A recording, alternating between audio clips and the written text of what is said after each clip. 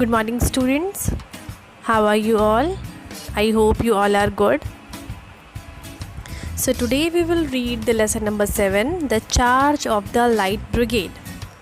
So the Light Brigade was a British horse-mounted cavalry unit armed only with swords and lances.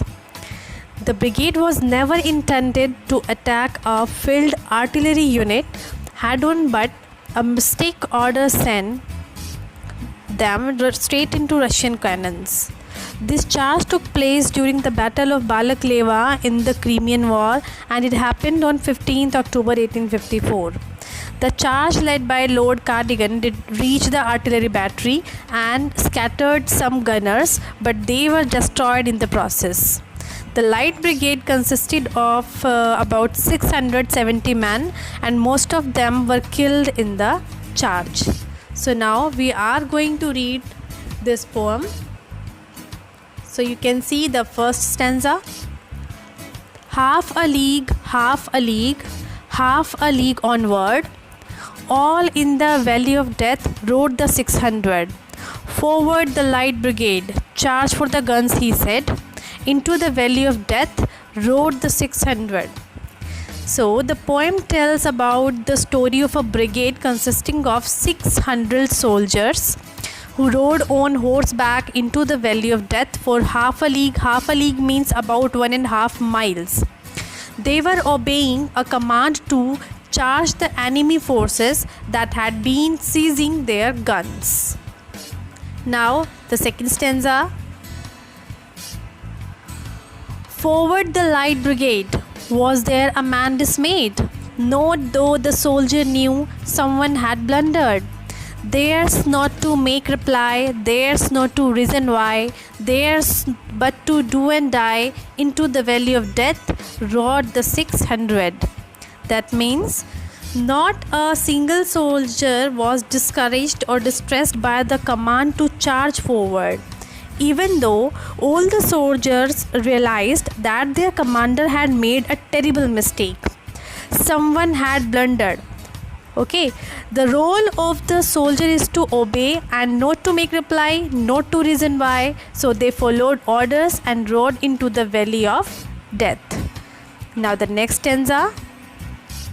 Cannon to right of them, cannon to left of them, cannon in front of them, volleyed and thundered, stormed at with shot and shell, boldly they rode and well, into the jaws of death, into the mouth of hell, rode the 600. That means the 600 soldiers were assaulted by the shots of shells of cannons in front and on both sides of them. Still, they rode courageously forward toward their own deaths.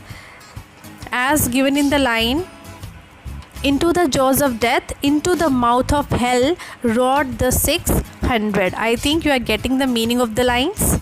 Now we are going to move on the fourth stanza. Fourth stanza is, flashed all their sabres bare, flashed as they turned in air, sabring the gunners there, charging an army while all the world wondered, plunged in battery smoke, right through the line they broke. And Cossack and Russian reeled from the sabre stock, shattered and sundered. Then they rode back, but not the 600. That means the soldiers struck the enemy gunners with their unsheathed swords and charged at the enemy army while the rest of the world looked into the wonder. They rode into the artillery smoke and broke through the enemy line, destroyed their Cossack and Russian opponents. Then they rode back from the offensive, but they had lost many men, so they were not the 600 anymore. Now the next stanza, that is the fifth.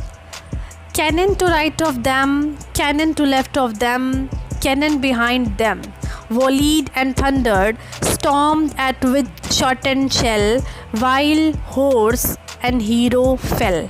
That means cannons behind and on both sides of the soldiers now assaulted them with shots and shells as the brigade rode back from the mouth of hell. Soldiers and horses collapsed, few remained to make the journey back.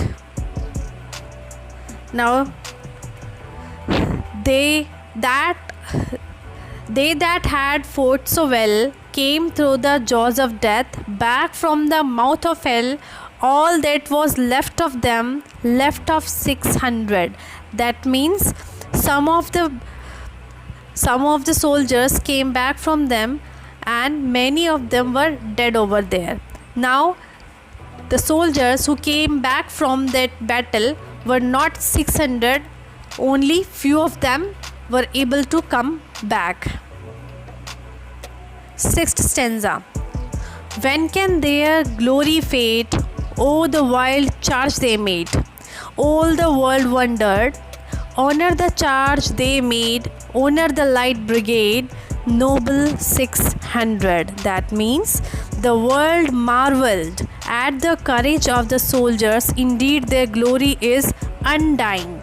The poem states that these noble 600 men remain worthy of honor and tribute today.